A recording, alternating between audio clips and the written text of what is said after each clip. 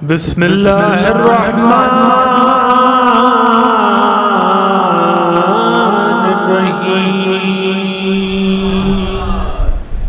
ला हौला वला कुव्वता इल्ला बिल्लाहिल अलीय्यिल अज़ीम। औज़ु बिल्लाहि मिनश शैतानिर रजीम। बिस्मिल्लाहिर्रहमानिर्रहीम। अल्हम्दुलिल्लाहिल्लज़ी क़सरत अन रुयतिही अब्सारुन नाज़िरीन व आजज़त अन नातिही औहामुल वासिफ़ीन।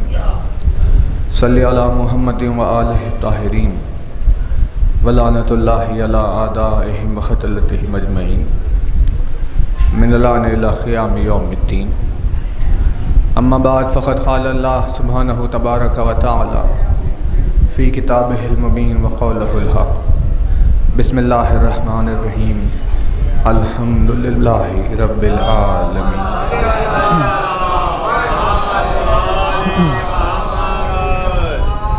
फरमाया साहिब आज़म दर्जात अल्फाज ने, फरमाया मालिक मौजिज़ नुमा अंदाज ने, फरमाया मौलाए कायनात अमीरुल मोमिनीन हज़रत अली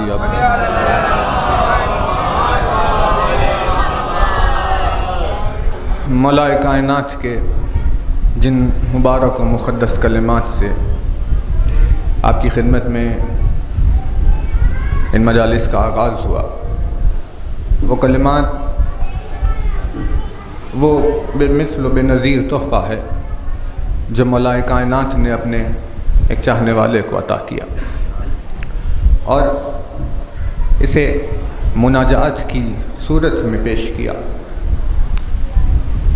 और पूरी दुनिया में रोज़े महशर तक अपने चाहने वालों के लिए दुआ करने के सलीक़े को सिखाया। और इतनी ज़्यादा अहम तरीन शय है दुआ कि एक ऐसा कलमा दुआ है कि जो दुआ करने वाले की बंदगी का इजहार है। जब कोई अपने बंदे होने को ज़ाहिर करना चाहे तो उसे ये चाहिए कि वह अपने माबूद से दुआ करे। यहाँ उसने दुआया कलिमात जारी किए और अपनी बंदगी का पता दे दिया। इसीलिए रसूल आज़म ने फरमाया कि दुआ इबादत की जान होती है और वो इबादत जिसमें दुआ शरीक ना हो परवरदिगार उन इबादतों को कबूल नहीं करता। बहुत तवज्जो रहे कि इबादत वो चीज़ नहीं है कि जिसकी खुदा को ज़रूरत है। खुदा को न किसी के सजदे की ज़रूरत है, न किसी के रुकू की ज़रूरत, न उसे किसी की तस्बीह की ज़रूरत, न उसे किसी की तहलील की ज़रूरत। लेकिन उसने अपने बंदों को इबादत करने का हुक्म इसीलिए दिया कि उस इबादत से खुदा को कोई फ़ायदा पहुँचने वाला नहीं है, लेकिन बंदगी करते करते उसके बंदों में अब्दियत का जौहर पैदा हो जाए। जौहर का पैदा होना बहुत ज़रूरी है। इसीलिए कोई इबादत में लिखी नहीं जाती जब तक कि उस इबादत का असर न हासिल हो जाए। अगर बंदा 1000 साल इबादत कर रहा है तो खुदा 1000 साल की इबादत नहीं लिखता उस वक्त तक जब तक कि उस इबादत का असर न हासिल हो जाए। इबादत करने वाला अगर इबादत अंजाम दे रहा है और असर हासिल नहीं कर रहा तो इसका मतलब यह है कि उसने इबादत की ही नहीं। जैसे मिसाल के तौर पर शहज़ादी ने खुतबा फ़िदक़ में बयान किया कि अल्लाह ने नमाज इसीलिए वाजिब रखी ताकि इंसान को गुरूर से बचाए। यानी नमाज का वाजिब होना इसीलिए है क्योंकि इंसान मगरूर होने से बच जाए। क्योंकि जब उसे रोज़ाना अपने सर झुकाने की आदत होगी और एक दिन में 5 मरतबा सजदा कर रहा होगा तो सर झुकाने वाले के दिल में गुरूर कैसे पैदा होगा। तो पता ये चला कि नमाज है इबादत और गुरूर से दूर हो जाना है उसका असर। और अगर कोई ऐसा शख्स है जो नमाज भी पढ़ रहा है और फिर मगरूर भी है तो इसका मतलब ये है कि उसने कभी नमाज पढ़ी ही नहीं। अब बजाय इसके कि नमाज इंसान को गुरूर से दूर करे, हो ये गया कि लोग नमाज पढ़कर और मगरूर हो गए कि हम उसके कितने बड़े इबादत गुजार, मतलब के असर तो हासिल नहीं किया, असर की ज़िद हासिल कर ली। तो वैसे ही उस इबादत का सवाब नहीं मिलेगा, सवाब की ज़िद उन्हें मिलेगी। बात वाज़ेह हो रही है। ये सारी चीज़ें क्या है, इबादत को जमा करती है, इबादत को जमा करती है। एक और बुलंद तरीन सलवात पढ़ लीजिए।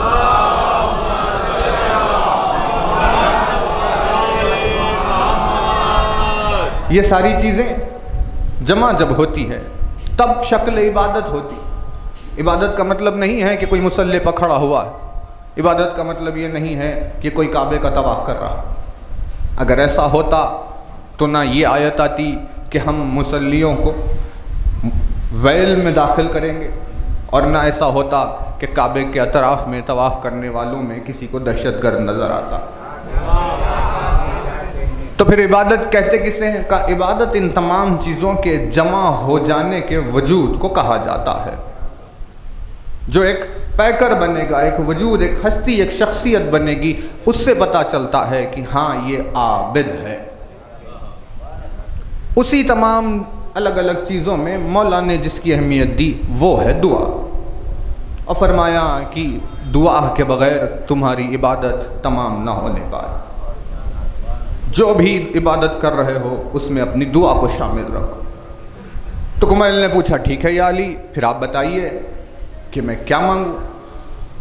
तो जो सबसे पहला उसूल दिया मौला ने वो क्या है कि देखो, दुआ बग़ैर वसीले के कबूल नहीं होती, लिहाजा अपनी दुआ का आगाज़ वसीले के ज़रिए से करो। और जब कुमैल को दुआ सिखाई तो उस दुआ कुमैल की इब्तिदा में मौला ने 10 वसीलों का ज़िक्र किया कि जिनसे होते हुए दुआ माबूद के दरबार में पहुंच जाएगी।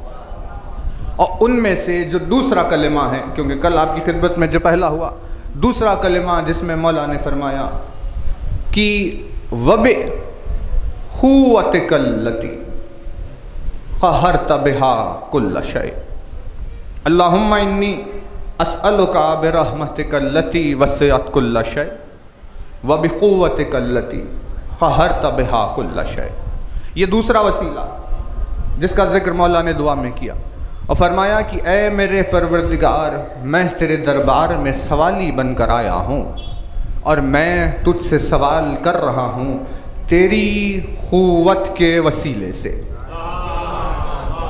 फिर तवज्जो है, तेरी क़ुव्वत के वसीले से, यानी अब क्या होगा उसकी क़ुव्वत का आलम, अब क्या होगा उसकी ताकत का आलम।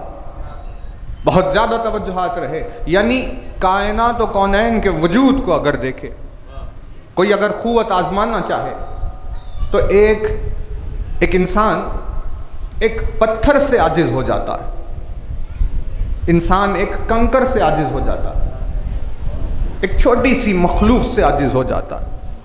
अल्लाह ने अपने दुश्मन को मच्छर के ज़रिए से ख़त्म कर दिया, अबाबील की कंकरियों के ज़रिए से ख़त्म कर दिया। जो जितनी बड़ी क़ुव्वत और ताकत के दावेदार थे उन्हें उतनी ही छोटी चीज़ से ख़त्म कर दिया। यानी ये बात वाज़ेह हो रही है कि इंसान के पास क़ुव्वत और ताकत की कोई सलाहियत नहीं, लेकिन अगर कोई करके देखना चाहे कि भाई हम प्रैक्टिकल देखना चाहते हैं तो वो आजमाए कि भाई कोई पत्थर रखा हुआ हो सामने और वो उससे क़ुव्वत आजमा के बताए। एक पत्थर इंसान उसका कुछ नहीं बिगाड़ सकता, पहाड़ का आलम सोचिए क्या होगा, उसकी क़ुव्वत क्या होगी, ताकत। अब पहाड़ तो पहाड़ है, पूरी फैली हुई ज़मीन की क़ुव्वत का क्या आलम होगा। तो जहात है ना, एक बुलंद तरीन सलवात और पढ़ दीजिए।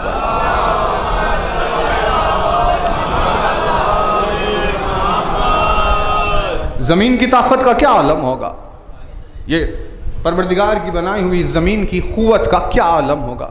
यानी ये जो घूम रही है, जो सुबह शाम दिन रात हो रहा है, ये उसके घूमने की वजह से, अगर वो घूमते घूमते रुक जाए तो फिर किसके पास ये ताकत है कि उसे दोबारा घुमा के बताए। एक ज़मीन के आगे कुछ ताकत नहीं, लेकिन उस ज़मीन की हकीकत कायनात में क्या है, कायनात में उस ज़मीन की हकीकत कुछ नहीं है भाई, कुछ नहीं।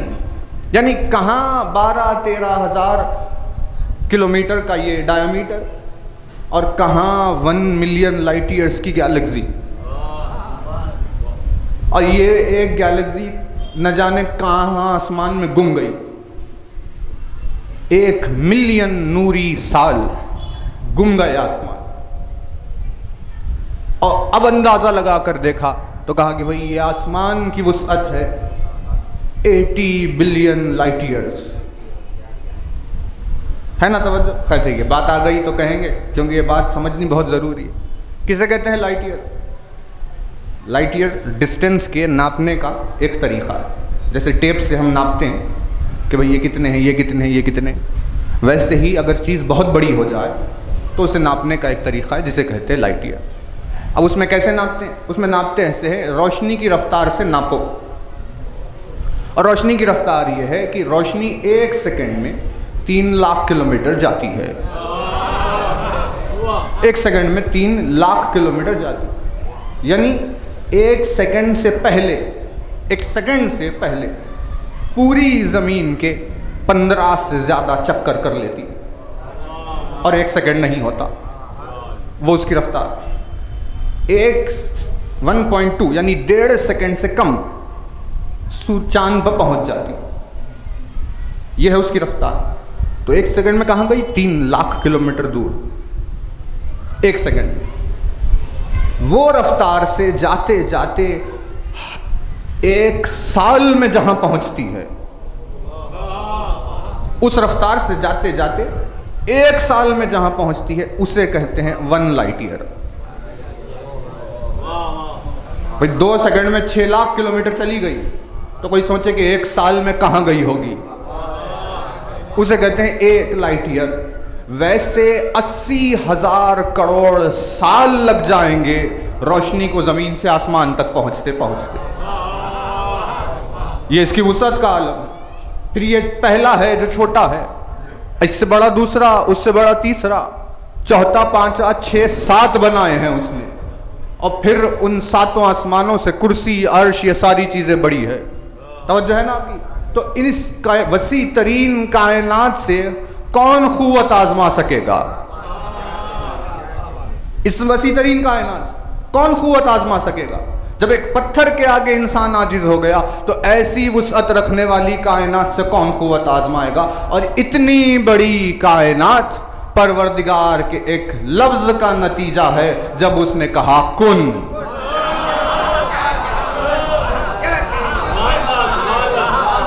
यूं ही उसने कहा कुन।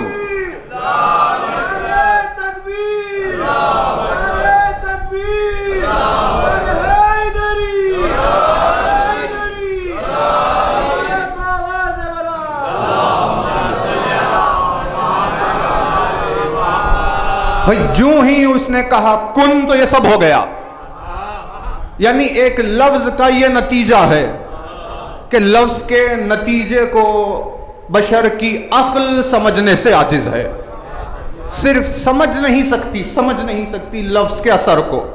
जब उसके लफ्ज के एक असर को कोई समझ नहीं सकता तो कोई बताए कि जब उसके लफ्ज का ये नतीजा हो तो उसकी क़ुव्वत का क्या नतीजा होगा। एक लफ्ज का ये नतीजा है तो उसकी क़ुव्वत का क्या नतीजा होगा।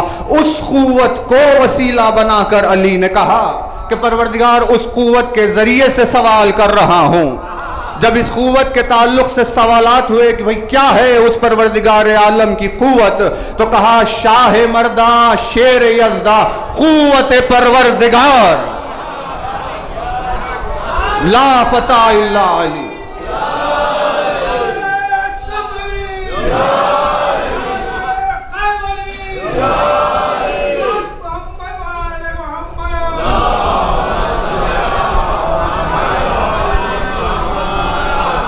अली नाम है अल्लाह की क़ुव्वत का। भाई जब एक लफ्ज का नतीजा ये कायनात हो गया तो कोई अंदाजा लगाए कि जब वो अपनी क़ुव्वत किसी चीज पर लगा दे तो क्या हो जाएगा। अली नाम है परवरदिगार आलम की क़ुव्वत का। उसकी ताकत का बहुत तवज्जो रहे आपके। एक नाजुक चीज़ है ये कि देखिए, कोई वजूद जो है, वजूद कोई भी वजूद यानी कुछ भी, इंसानी बशर ह्यूमन बीइंग नहीं, कुछ भी वजूद बीइंग कोई भी, चिमटी से लेके आप हाथी ले लीजिए, ब्लू व्हेल ले लीजिए, जो चाहे डायनासोर ले लीजिए, कुछ भी, उसका वजूद, उस वजूद की क़ुव्वत और ताकत कहाँ होती है? ये बदन है, इसकी ताकत कहाँ है? इसकी क़ुव्वत कहाँ है? वजूद की क़ुव्वत होती है उसके नफ्स में। इसीलिए जब नफ्स को मौत आ गई तो हाथ ने हरकत करना बंद कर दिया, क्योंकि इस हाथ को जो जुम्बिश दे रहा था, जो जुम्बिश दे रही थी, वो क़ुव्वत अब मौजूद नहीं है ना बात? यानी नफ्स है वजूद की क़ुव्वत। नफ्स को मौत आई तो वजूद की क़ुव्वत नहीं। पैर चल रहे थे, हाथ हिल रहे थे, भाई आंखें देख रही थी, सारा बदन काम कर रहा था, हर चीज़, सब अपनी अपनी क़ुव्वत की सलाहियत के एतबार से। यूं नफ्स को मौत आई, अब जिस्म वैसे ही पड़ा हुआ, अब अपनी हिफाजत भी नहीं कर पा रहा। कहाँ चली गई तुम्हारी पूरी सलाहियतें? कहाँ चली गई क़ुव्वत और ताकत? कहा नफ्स को मौत आई, क़ुव्वत ख़त्म हो गई। तो पता ये चला कि वजूद की क़ुव्वत उसकी नफ्स में होती है, और जहां आकर उसकी पूरी क़ुव्वत और ताकत जमा हो जाए उसे उसका नफ्स कहते हैं। यही सबब है कि परवरदिगार आलम ने अली की ज़ात को अपना नफ्स कहा है कि अली अल्लाह का नफ्स है। तो अब कोई इस नफ्स के क्या माना निकालेगा? भाई जैसे इंसान का जिस्म है और उसका नफ्स है, वैसे तो नहीं है, क्योंकि ना उसका कोई जिस्म है ना उसकी जिस्मानियत। तो जब जिस्म और जिस्मानियत नहीं है तो उसके नफ्स के क्या माना है? का उसके नफ्स के माना ये है कि वो सारी क़ुव्वत और ताकत तौहीद जिस पैकर में जमा हो जाए उसे नफ्सुल्लाह कहते हैं, उसे अल्लाह का नफ्स कहते हैं। क़ुव्वत जहां जमा हो जाए। इस क़ुव्वत के जमा होने में दो चीज़ें हैं। नफ्स जब काम करता है तो उसके कई सारे राज। एक तो आप इंसान के नफ्स को देख लीजिए कि क्या रफ्तार से काम करता है, किस स्पीड से काम करता है। रोशनी की रफ्तार हैरत में पड़ जाए, वो रफ्तार से इंसान का नफ्स काम करता है। यानी नापे, अगर कोई पैर में कांटा चुभा, आपने पैर हटाया, यानी पैर रख रहे थे और चुभ गया कांटा, और आपने हटा लिया, अभी पूरा चुभने नहीं दिया, बात हो गई। लेकिन इसके पीछे क्या क्या हो रहा था? इसके पीछे ये हो रहा था कि नफ्स पूरे जिस्म में फैला हुआ है और पूरे जिस्म की निगहबानी नफ्स कर रहा है। जूं ही पैर को कांटा चुभा, फौरन नफ्स ने महसूस किया कि भाई यहां कांटा चुभ रहा है, और उस नफ्स ने ये जहन तक, अक्ल तक पैगाम पहुंचाया कि एक चीज है कांटा जो चुभ रही है। जैसे ही ये बात पहुंची, अब अक्ल ने अपनी पूरी इंफॉर्मेशन में देखा कि कांटा किसे कहते हैं, और एक जवाब आया कि ये चीज है कांटा जो अगर चुभ जाए तो नुकसान पहुंचेगा। तो अक्ल ने नफ्स को ये पैगाम दिया कि ये तो खतरनाक चीज है, इससे हमें बचना चाहिए, लिहाजा इससे हमारे पैर को बचाओ। तो जब अक्ल से अप्रूवल मिल गया, तब नफ्स ने क्या किया? तब नफ्स ने जिस्म में फैली हुई क़ुव्वत और ताकत को एक जगह जमा किया। जो क़ुव्वत ताकत फैली हुई थी जिसमें हर जगह, उसमें से कुछ पैर की तरफ जमा किया। कितनी जमा की? का उतनी ही कि जितनी पैर को हटाने के लिए जरूरी है, ना कम ना ज्यादा। अगर कम रखेंगे तो पैर नहीं हटेगा, और अगर ज्यादा बुलाएंगे तो दूसरी चीजों को नुकसान पहुंचेगा। लिहाजा उस हिसाब के ऐन मुताबिक उतनी ही क़ुव्वत को मंगाया। जितनी क़ुव्वत पैर के हटाने के लिए ज़रूरी थी, और बाकियों को उसी मकाम पर रखा और उस क़ुव्वत के ज़रिए से पैर हटाया गया। ये सारी चीज़ें हो गई पलक झपकने से पहले। ये सारी चीजें पलक झपकने से पहले हो गई। इसीलिए मौला ने फरमाया कि तुम क्यों अपने नफ्स पर गौर नहीं करते? जब इंसान के नफ्स की रफ्तार का ये आलम है, तो जो अल्लाह की नफ्स है उसकी रफ्तार का आलम क्या होगा? भाई नफ्स इंसानी का ये आलम है, तो नफ्सुल्लाह का क्या आलम होगा? अजीब काम करता है। जो चीज़ें नामुमकिन नज़र आती है उन्हें मुमकिन कर देता है, जो नामुमकिन है उसे मुमकिन नफ्स करता है। जैसे मिसाल ये है कि ज़बान से बोलना नामुमकिन है। अगर आप चाहें कि अपनी ज़बान से बोले तो नहीं बोल सकते। किसी की ज़बान आपने काटी, उसे यहाँ रखा और अब बात करने लगे कि भाई बोलिए, वो क्या बोलेगी? कुछ नहीं। गोश्त का एक टुकड़ा है बेजान, उसमें बोलने की सलाहियत नहीं, लेकिन कुछ देर पहले जिसमें जब थी तो बोल रही थी। कहा वो कैसे? कहा वो ऐसे कि उस बेजान गोश्त के टुकड़े में नफ्स बोलने की सलाहियत पैदा कर रहा था,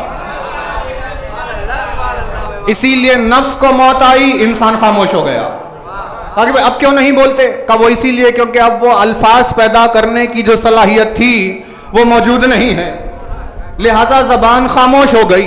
तो बात वाज़ेह हुई कि बेजान जबान जिसमें कुछ भी बोलने की सलाहियत नहीं थी, उसमें नफ्स ने कलाम करने का सलीका पैदा कर दिया। कहा ये कौन है? कहा ये है इंसान का नफ्स,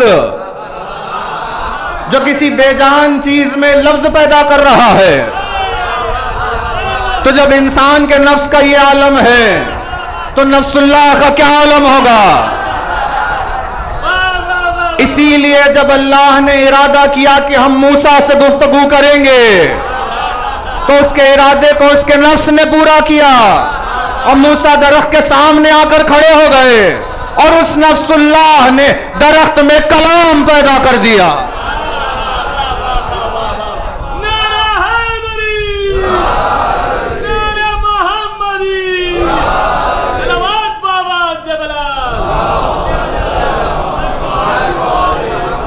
वरना ये कि दरख्त में बोलने की सलाहियत कहाँ है?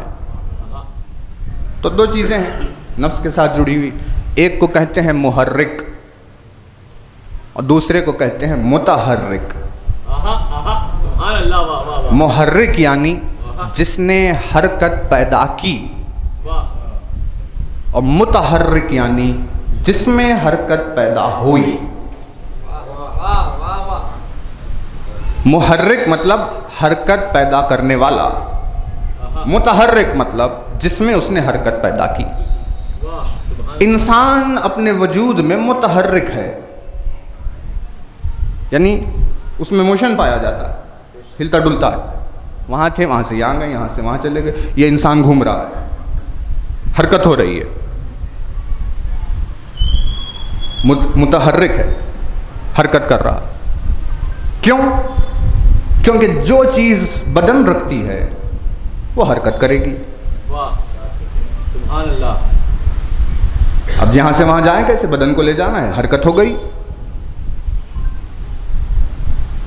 अक्ल जो पीछे है इस जिस्म के, वो इस जिस्म से काम ले रही है कि भाई यहाँ ले जाओ, वहाँ ले जाओ, वहाँ जाओ, यहाँ आओ, पानी पियो, खाना खाओ, सारी चीज़ें है ना, सारे काम अक्ल ले रही है और वो कामों को जिस्म पूरा कर रहा है।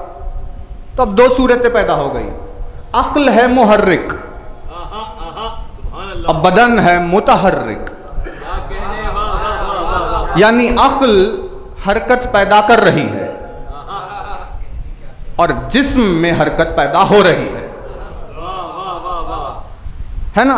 ये अक्ल और जिस्म की बात है, लेकिन इन दोनों के दरमियान में एक वास्ता है, एक वसीला जुड़ा हुआ, उसे नफ्स कहते हैं। अगर ये दोनों के दरमियान में वो नफ्स मौजूद न हो तो अक्ल का पैगाम हाथ तक नहीं पहुंचेगा। यानी भाई अब हम सोच रहे हैं कि पानी पिए, तो हमारी इस सोच को पूरा कौन करे? गिलास तो उड़कर नहीं आएगी, ना अक्ल वहां जाएगी, तो अब कैसे काम होगा? तो इन दोनों के बीच में जो है नफ्स, वो हाथ को वहां ले जाएगा और लेकर आएगा और उससे हम पानी पिएंगे। मतलब अक्ल पैदा कर, हरकत पैदा करने वाली अक्ल है, जिसमें हरकत पैदा हो रही है वो जिस्म है, लेकिन इन दोनों के बीच में नफ्स का वसीला है कि जब भी मुहर्रिक मुतहर्रिक में हरकत पैदा करना चाहे तो नफ्स दरमियान में आ जाता है। अब अगर नफ्स दरमियान में ना हो तो अक्ल को हरकत करना पड़ेगा। नफ्स दरमियान में ना हो तो अक्ल को हरकत करना पड़ेगा। मतलब नफ्स दरमियान में आकर उसने अक्ल को हरकत से बचा लिया। सलामत। अगर नफ्स ना होती तो अक्ल हरकत करती। वैसे ही अल्लाह ने अली को अपना नफ्स कहा है।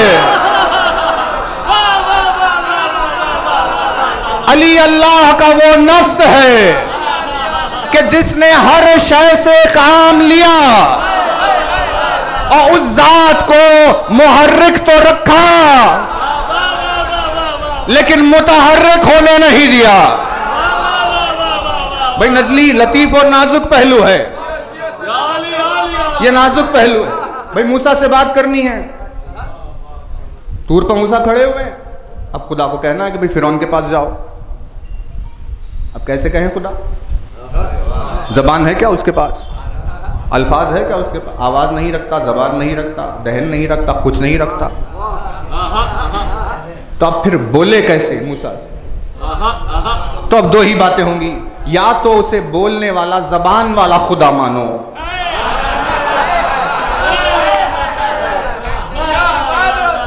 या ये कि एक ऐसी नफ्स का वसीला मानो कि जिसने उसके कलाम को दरख्त में पैदा किया और दरख्त मुतहर्रिक हो गया और खुदा मुहर्रिक साबित हो गया। भाई तौहीद की कितनी लताफत हिफाजत की महफिल है। ये वो मंजिल है कि अगर दरमियान में नफ्स ना हो तो फाइल ही मुतहर्रिक हो जाता है। सलामत रहो।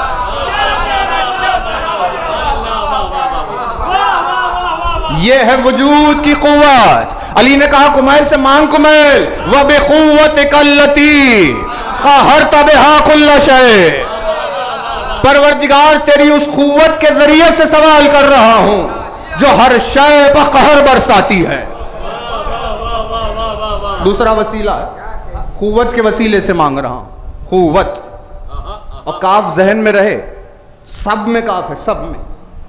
रहमत कल्लती, कुव्वत कल्लती, जबरूत कल्लती, इज्जत कल्लती, अजमत कल्लती, सुल्तान कल्लती, वजह कल बाकी, इल्म कल्लजी।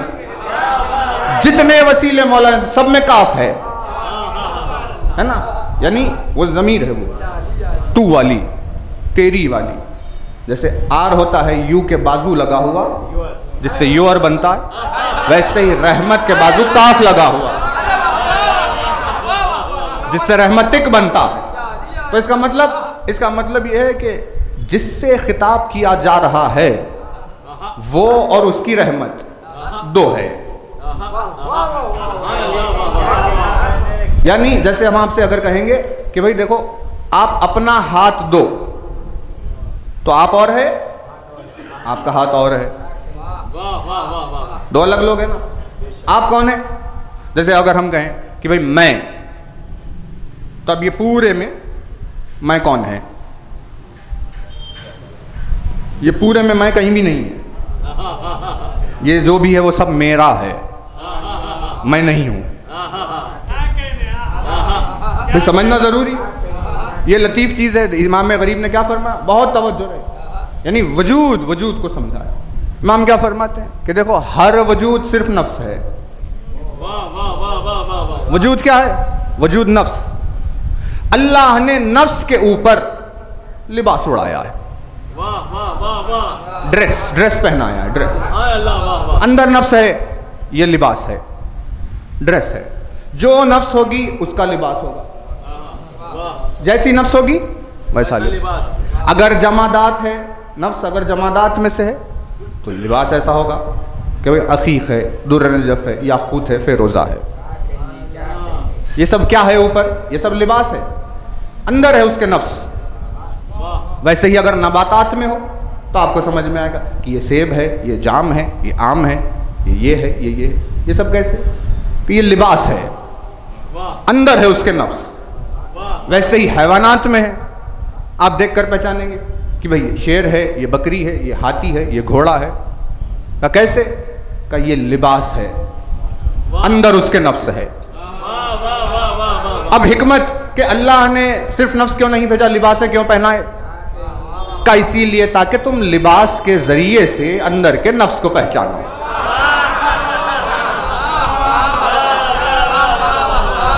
ये ड्रेस पहनाया ही इसीलिए गया ताकि अंदर के नफ्स को पहचानो। भाई पूरी दुनिया में यही डिसिप्लिन है, सिवाय इस्लाम के और तालीम और तहजीब कहाँ है? भाई ऑफिस जा रहे हैं, ड्रेस पहन लिया। ये क्यों पहनकर आया? ताकि हम पहचाने जाए कि इस ऑफिस के है। ड्रेस पहचान के अलावा और क्या है बताइए? स्कूल जा रहे हैं, ड्रेस पहन कर गए। का क्यों? का पहचाने जाओ स्कूल के हैं। भाई अब ये उनको पता है ना जो पढ़ लिख कर आगे बढ़ेंगे। अब जिन्होंने कभी स्कूल ड्रेस पहना ही नहीं, उन्हें क्या मालूम कि ड्रेस क्या होता है?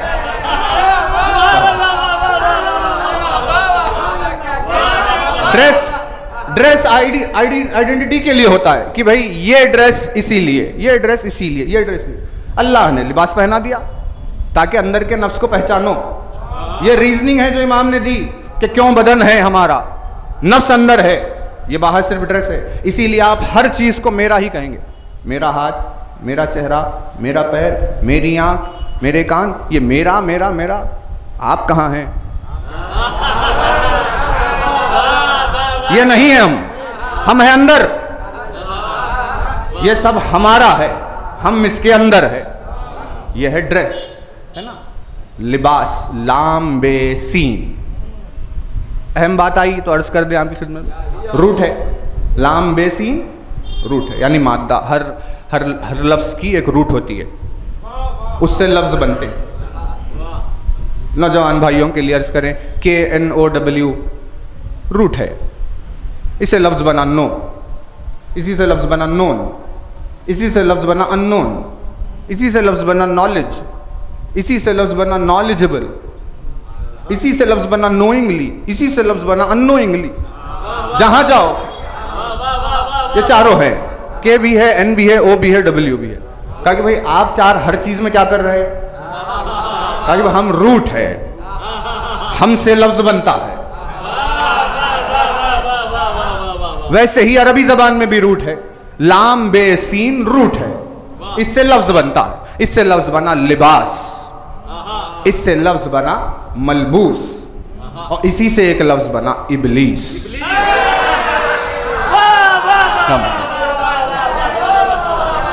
कहा कि भाई इबलीस, अल्लाह ने शैतान को नाम दिया, तू इबलीस है। का इसका मतलब क्या? इबलीस यानी वो जिसने ड्रेस पहना। लेकिन अजब बात है कि सब ड्रेस पहनते हैं, लेकिन अल्लाह ने सिर्फ उससे इबलीस कहा। का इसके पीछे का रीजन क्या है परवरदिगार का? वो ये है कि वो अंदर कुछ था, बाहर दूसरा ड्रेस पहना। अंदर काफिर था, अबा वस्तकबरा व काना मिनल काफिरीन, वो था काफिरों में से, लेकिन वो फरिश्तों के बीच में मोमिन बना फिरता था। तो क्योंकि अंदर एक था और बाहर एक लिबास पहना था, इसीलिए अल्लाह ने उसे इबलीस कहा। अल्लाह ने उसे क्या कहा? इबलीस कहा। कहा क्यों परवरदिगार? कहा क्योंकि जो लिबास तूने बाहर पहना है, तूने उसके हक को अदा नहीं किया। बाहर लिबास ईमान पहना है, लेकिन तूने ईमान के हक को अदा नहीं किया, इसीलिए तो इब्लीस है। तो बात साफ हुई कि इंसान को अपना लिबास चुनने में बहुत ज्यादा मोहतात होना चाहिए, क्योंकि अगर हमने वो लिबास पहन लिया और उसका हक अदा नहीं किया तो इब्लीस हो जाएंगे।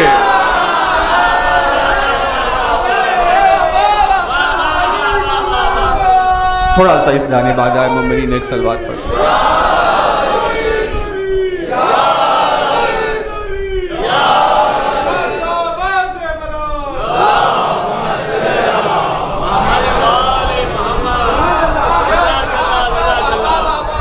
लेकिन ये सब बातों, ये सारी बातें आज इस जमाने में कहाँ, जिसे जो मिला पहन लिया। उन्हें फिक्र ही नहीं कि हम जो पहन रहे हैं उसे निभा रहे हैं या नहीं। अगर अंदर कुछ है बाहर कुछ पहना, इब्लीस हो गए। यानी इब्लीस नाम सिर्फ मुनाफिकत का नाम है, मुनाफिक को इब्लीस कहते हैं। अब जो मुनाफिक है वो सब इब्लीस है। दिल में उनके अदावत अली, लेकिन जाहिर में अली अली कर रहे हैं, इब्लीस है।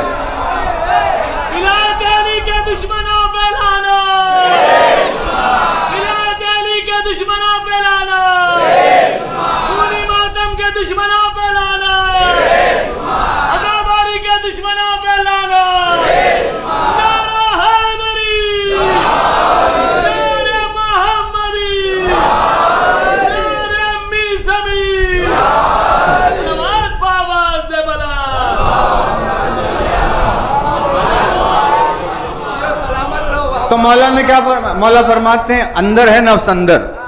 जब आप कहते हैं मैं, तो ये जिस्म मुराद नहीं है। जब मैं कहा जाता है तो वो अंदर वाला नफ्स मुराद है, उसके माना है मैं।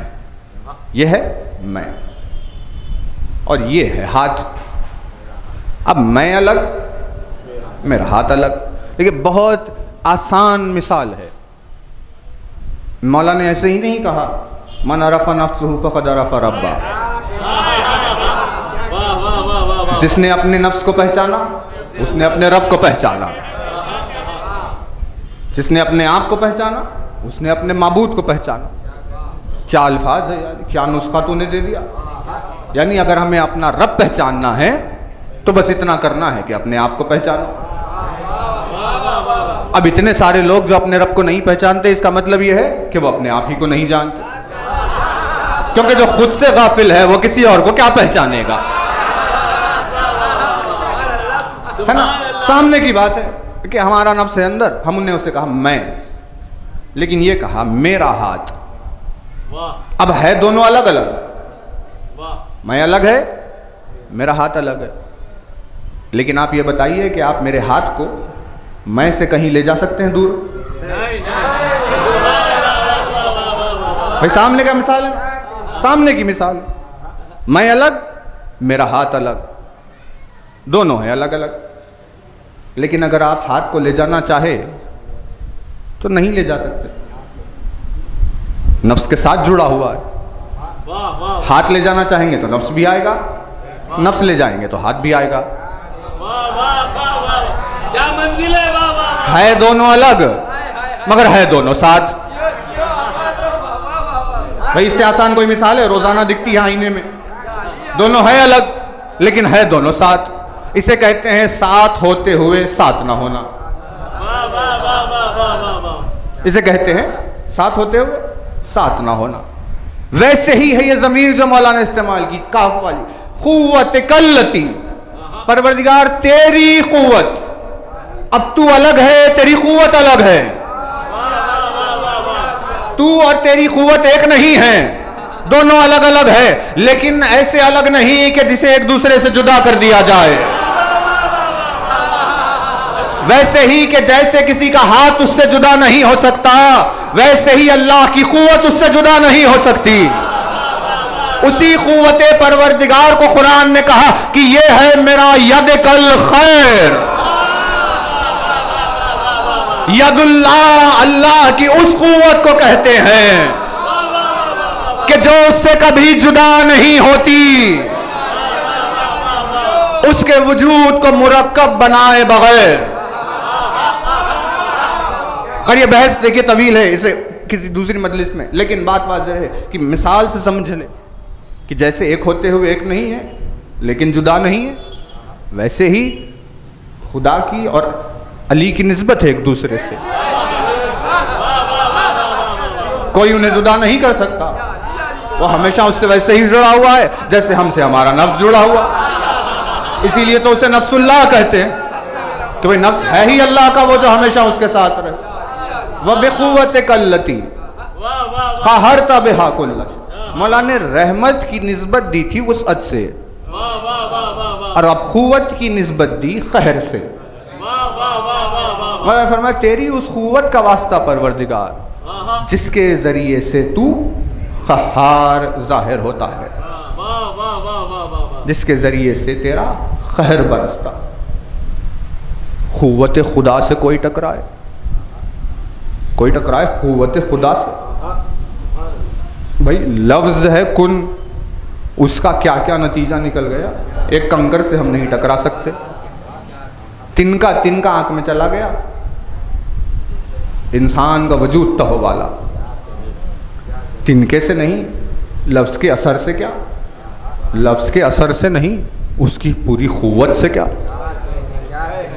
इसीलिए मौला ने कि कोई भी उसकी क़ुव्वत से टकरा नहीं सकता, क्या कहने बेशक, इसीलिए इस कलमे के साथ दो और का इजाफा किया।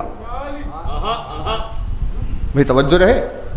वबे क़ुव्वत कल्लती क़हरता बिहा कुल्ल शै व ख़ज़अ लहा कुल्ल शैउन व ज़ल्ल लहा कुल्ल शै। अब क़ुव्वत के नीचे और दो जुमले हैं जिसमें मौला ने फरमाया कि वह ख़ज़अ लहा कुल्ल शै, परवरदिगार मैं तेरी उस क़ुव्वत के ज़रिए से मांग रहा हूँ। उसकी क्या खासियत है? कि उसकी खासियत है कि तेरी उस क़ुव्वत के सामने जो है, जो भी तेरी क़ुव्वत के सामने है, ख़ाज़े है। ख़ज़अ लहा यानी जिसमें खुजू पाया जाता है। खुजू आते हैं ना सुनने, दो लफ्ज़ एक साथ, खुजू और खुशू। उसमें उस खुशू और खुजू वाला खुजू। ज़ल व ख़ज़अ लहा कुल्ल शै, हर शै तेरी क़ुव्वत के सामने ख़ाज़े है, हर शै तेरी क़ुव्वत के सामने खुजू से खड़ी हुई है। खुजू और खुशू, तर्जुमा क्या हुआ? किसे कहते हैं खुजू और खुशू? डरने को खुजू और खुशू कहते हैं। जब कोई बंदा अपने परवरदिगार से डरता है तो कहते हैं कि भाई इस पर खुजू और खुशू तारी हो गया, डर तारी हो गया। लेकिन लोगों ने डर के माना बदल दिए। भाई डर की बहुत किस्में हैं। एक शख्स सामने तलवार लिए हुए खड़ा हुआ है, आ रहा है आपकी तरफ दौड़ते हुए, तो क्या पैदा होगा दिल में? डर।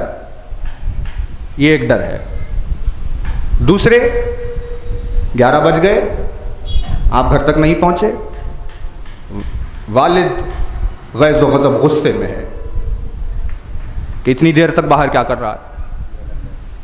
क्या पैदा हुआ दिल में? डर। दोनों डर है। लेकिन आपने किया क्या? उस डर से दूर भागे, इस डर की वजह से करीब आए।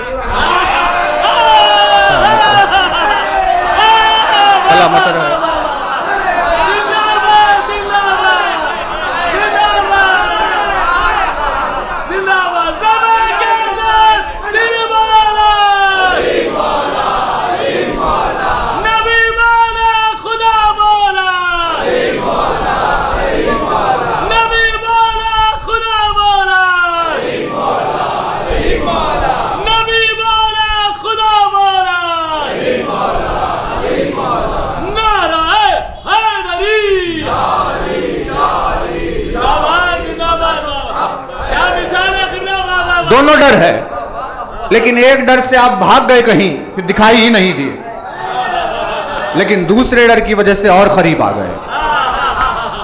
इसीलिए मौला ने फरमाया कि इंसान एक अजीब मखलूक है, जब दूसरों से डरता है तो उनसे भागता है, लेकिन जब अल्लाह से डरता है तो उसके करीब आ जाता है। ये डर जो खुर्बत पैदा करे उसे खुजू कहते हैं। नहीं, तवज्जो नहीं। देखिए, जो डर कर भाग जाए वो खुजू नहीं है। वो इबादत जो डर के की जा रही है कि अरे मैं सजदा ना करूं जहन्नम में डाल दिया जाऊंगा, मैंने नमाज नहीं पढ़ी वो सांप मुझे काट लेंगे, मैंने रोजा नहीं रखा वो बिच्छू मेरे पीछे लग जाएंगे, मैंने हज नहीं किया मुझ पर आंख उडाली जाएगी। ये खुजू और खुशू नहीं है, ये इंसान को आप बुज़दिल बनाते जा रहे हैं। अल्लाह से ऐसे नहीं डरते, बल्कि अल्लाह से डरते हैं कि अगर मैंने नमाज नहीं पढ़ी तो कहीं वो मुझसे नाराज ना हो जाए।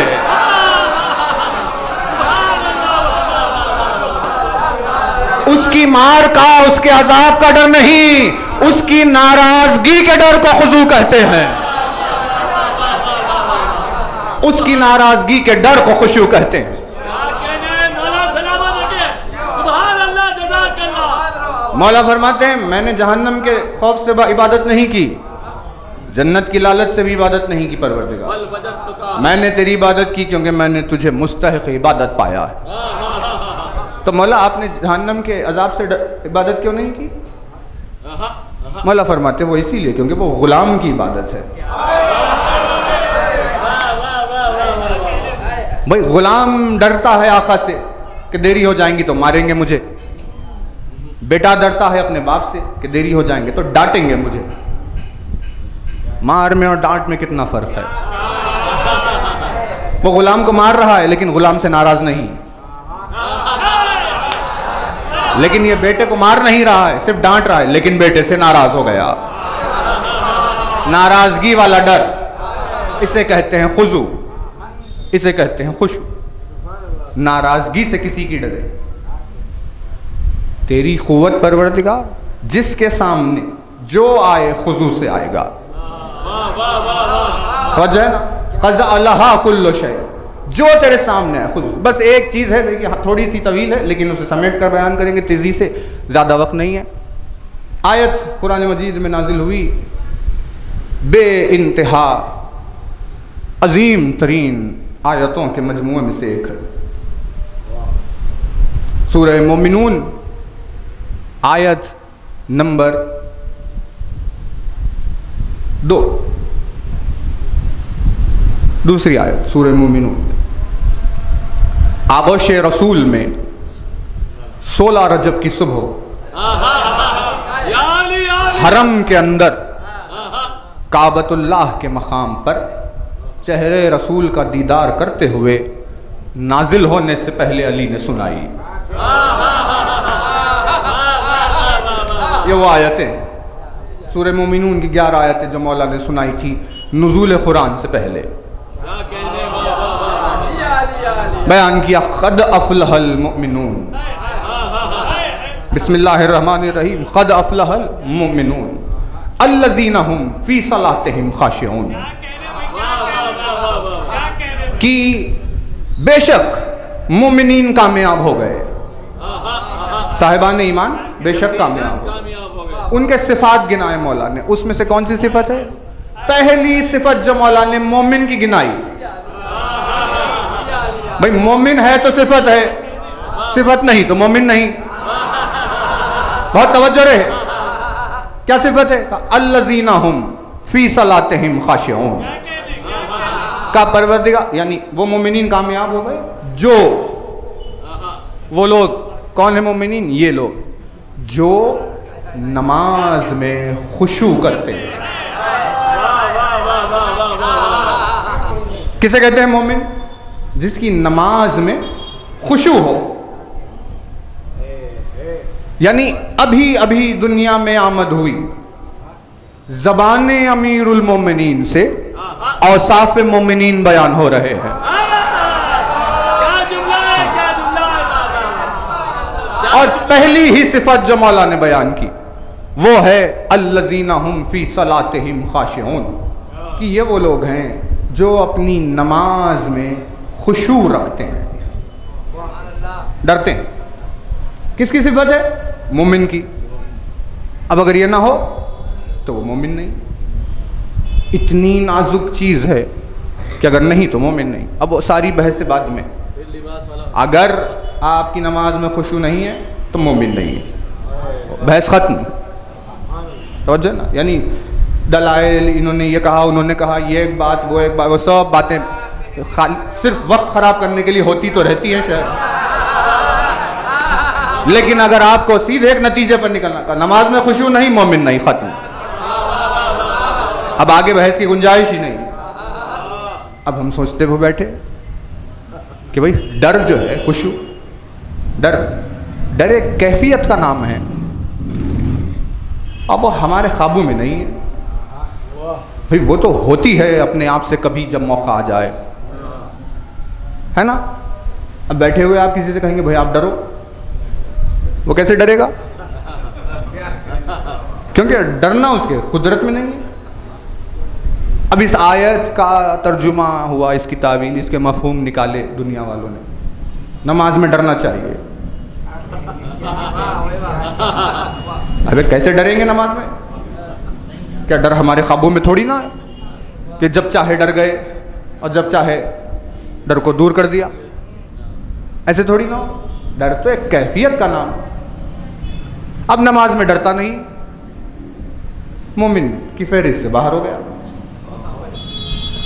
दूसरी आयत ने एक और वजाहत की।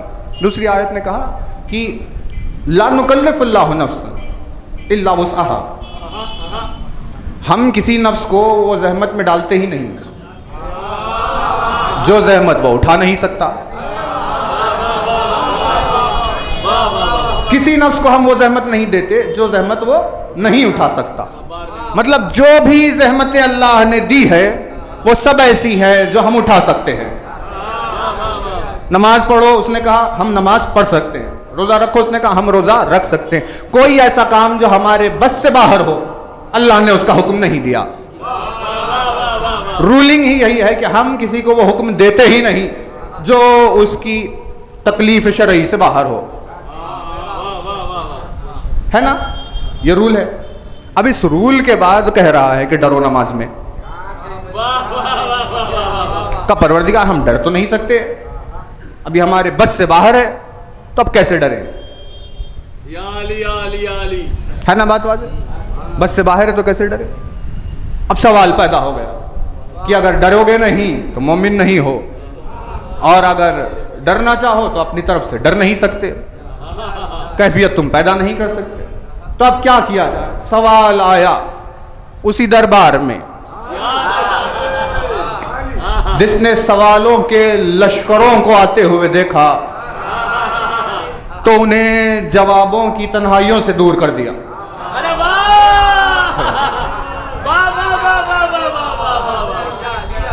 और मौला ने फरमाया कि अना सलातुल मोमिनीना व सियामुहुम अना मौलाहुम व इमामुहुम। मौला फरमाते हैं मैं मोमिन की नमाज हूं और मैं मोमिन का रोजा, मैं मोमिन का इमाम हूं और मैं मोमिन का मौला। अब बात वाज़ेह हुई और समझ में आई कि नमाज में डरना कहते किसे हैं। यानी नमाज में डरना इस कैफियत को कहते हैं कि उठते बैठते चलते फिरते सोते जागते मोमिन हमेशा अली की मोहब्बत को लेकर डरता रहता है कि कहीं मुझसे ऐसा फेल ना हो जाए कि जो मोहब्बत अली से दूर कर दे। भाई बात तमाम होने को आ गई, बात बहुत ज्यादा सिमट गई है, तमाम होने को आ गई कि डरने को कहते हैं डरने को। अगर कोई अली को लेकर बेखौफ हो गया तो मतलब उसकी नमाज से खुशू खत्म हो गया। इसीलिए अली की मोहब्बत को लेकर खबरदार रहना चाहिए, चाहे सामने वाला सलमान ही क्यों ना हो। मुतमईन नहीं हो सकता कि भाई हमने मोहब्बत का हक अदा कर दिया। हर एक लम्हा जो अली के ताल्लुक से किया जा रहा है उसमें एक पल के लिए अगर कोई बेखौफ हो गया तो नमाज से खुशू खत्म। वाकया है आपकी खिदमत में, वक्त तो हो गया लेकिन नतीजा है कि जब चले थे बस्ती से पलटकर यूनुस, होते होते समंदर की जानिब आ गए, कश्ती में बैठकर चले, उस तरफ यूनुस बैठे थे, वहां से वेल निकली। अब रात के सन्नाटे, रात की तारीकियों में समंदर से निकलने वाली मखलूक देखें अगर आप कभी तो पता कि दिल तहोबाला हो जाता। उधर से उठ के इधर आए, वो डूबी, इधर से निकल कर आ गए, यहां से चले वहां गए, फिर वहां से उगाए। सारे कश्ती वाले देख रहे थे, उन्होंने कहा ये हमारे पीछे क्यों लग गई? हो ना हो इस कश्ती में कोई ऐसा है जो अपने आका से दूर भाग रहा है। तो भाई अब क्या करे? कहा उसको कश्ती से हटाना होगा वरना ये तो सबको ले डूबेगी। तो कहा भाई है कौन वो? कहा किसे पता। उन्होंने लिखा, नाम लिखे, खुरा उड़ाया, उठाया, कहा यूनुस, पैगंबर का नाम आ गया। कहां तवज्जो है, नबी का नाम उठ गया, नबी का नाम यूनुस है। उन्होंने कहा ये कैसे हो सकता है? अल्लाह का नबी, नेक बंदा, साले बंदा, आंखों से दिखाई दे रहा है, करीम बंदा है। कहा नहीं, फिर से डाले, फिर से डाले, फिर से उठाया, फिर देखा यूनुस, फिर से तीसरी मर्तबा उठाया, कहा यूनुस। जब उठा रहे हैं यूनुस तो उन सब ने कहा कि भाई अब तो हम कुछ नहीं कर सकते, जब उठा रहे हैं आपका नाम आ रहा है, अब अगर हमें अपनी जान बचानी हो तो आपको इस कश्ती से दूर करना होगा। लिहाजा उन्होंने तय किया, यूनुस को समंदर में डाल दिया। अब समंदर में वो तैर रहे और वहां है वो मछली, उसका नाम है नून, उसका नाम नून है। और उनसे देख लिया कि पानी में आ गए, और अब यूनुस की जानिब आने लगी। अभी वो करीब आ रही थी, रास्ते में जिब्रील आए। जिब्रील ने यूनुस से कहा कि ऐ यूनुस, परवरदिगार तुम्हें एक मौका देना चाहता है। जितनी बातें हुई पीछे, हालांकि वो वाकया किसी दिन आपकी खिदमत में पढ़ेंगे, लेकिन जो बातें हुई थी यूनुस के पीछे का वो सब दरगुजर हो जाएगी, और ये जो तुम्हारी तरफ आ रही है रास्ता बदल देगी। बस तुम्हें इतना करना है कि तुम गवाही दो कि तुम्हारे बाद जो आखिरी पैगंबर आएगा उस नबियों के सरदार के वसीयो जानशीन की गवाही दो। यूनुस को यह हुक्म हुआ कि वलायत अली की गवाही दो। यानी थोड़ा सा, सिर्फ थोड़ा सा, ज्यादा नहीं, बे इंतहा थोड़ा सा, बहुत थोड़ा सा इत्मीनान था यूनुस के दिल में, और उन्होंने उसी का इजहार किया कि मैं कैसे उसकी गवाही दूं जिसे मैंने देखा ही नहीं है। बस ये अल्फाज का यूनुस के दहन से निकलना था, आवाज़ कुदरत आई, नून यूनुस को निकल जा।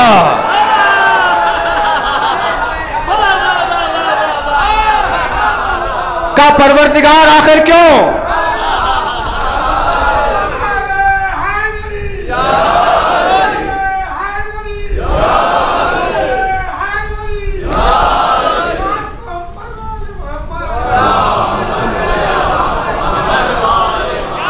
ऐ परवरदिगार आलम क्यों? आखिर क्यों यूनुस को निकल जा? का इसीलिए क्योंकि यूनुस की नमाज में खुशू नहीं था। वो अली की वलायत को लेकर एक पल के लिए, थोड़े से हिस्से के लिए इत्मीनान में आ गए। अल्लाह ने कहा नहीं हो सकता हरगिज़। कोई वलायत अली को लेकर इत्मीनान में नहीं आ सकता। हर लम्हा उसके सीने में यह डर होना चाहिए कि कहीं अली की शान में कोई गुस्ताखी तो नहीं हो गई।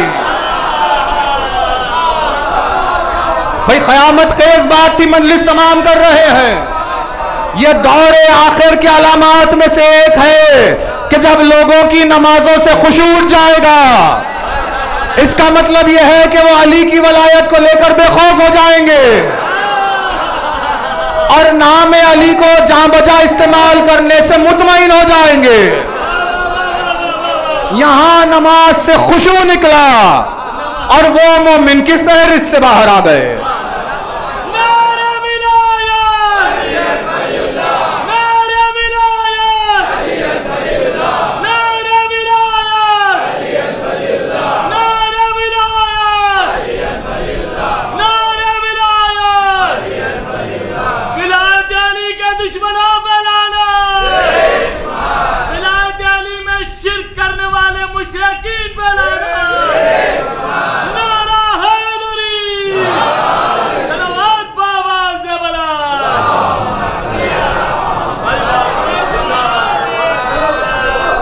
वक़ज़अलहा कुल्लु शैइन वज़ल्ललहा कुल्लु शै।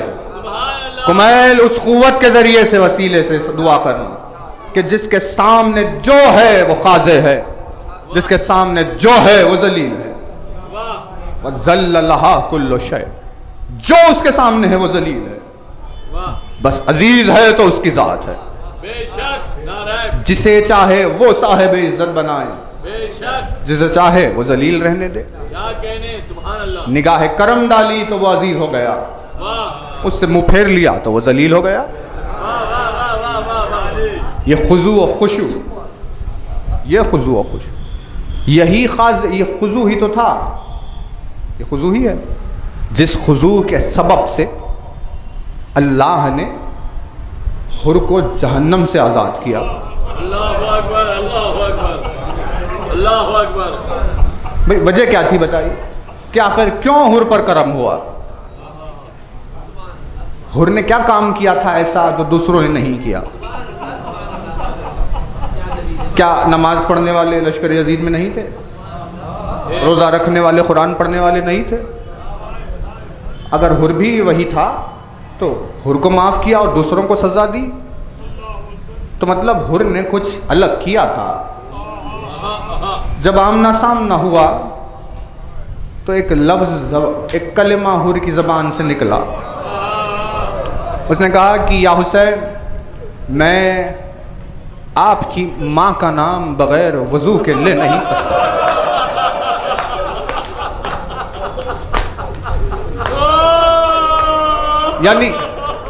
यानी हुर ने अपने दिल में मौजूद हुजू और खुशू का इजहार किया। नाम के एहतराम से डर रहा था, बस उसी डर ने हुर को आजाद कर दिया।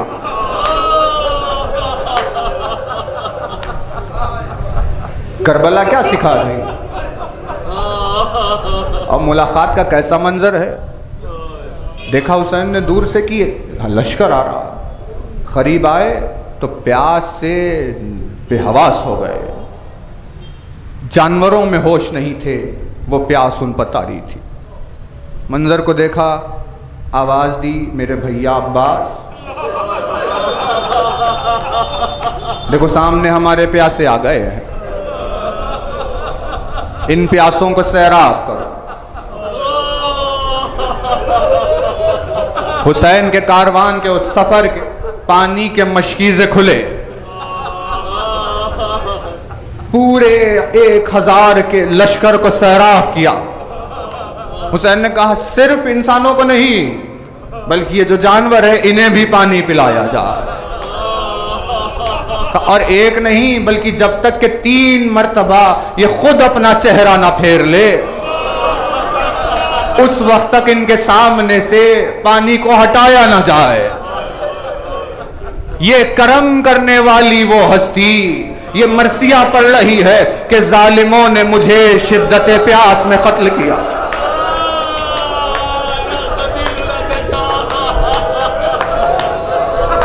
इसी एक लफ्ज पे मजलिस तमाम है हुसैन ने मरसिया पढ़ा, अना कतीलुल अतशान, मुझे प्यासा कत्ल किया गया। जिसने सामने वाले लश्कर के जानवरों को सैराब किया है, वो अपनी आगोश में अपना 6 महीने का बच्चा लिए हुए खड़ा है। और हुसैन का बस इतना ही सवाल था कि कोई आकर एक जाम पानी का अली असगर को पिलाए। प्यास की वो शिद्दत कि बच्चों की जबान से आवाज़ अलताश जारी हो गई। हुसैन का मरसिया किया ना खतीलुल अतशान, मैं खतील अतशान हूं। अतशान उसे कहते हैं जिस पर प्यास तारी हो गई, जिस पर अतश तारी हो जाए। लेकिन हुसैन ने अपने लिए जो लफ्ज इस्तेमाल किया वो लफ्ज है खतील। फरमाया मैं खतील अतशान हूं। खतील कहते किसे हैं? आखिर क्या लफ्ज हुसैन ने इस्तेमाल किया अपने मरसिये में?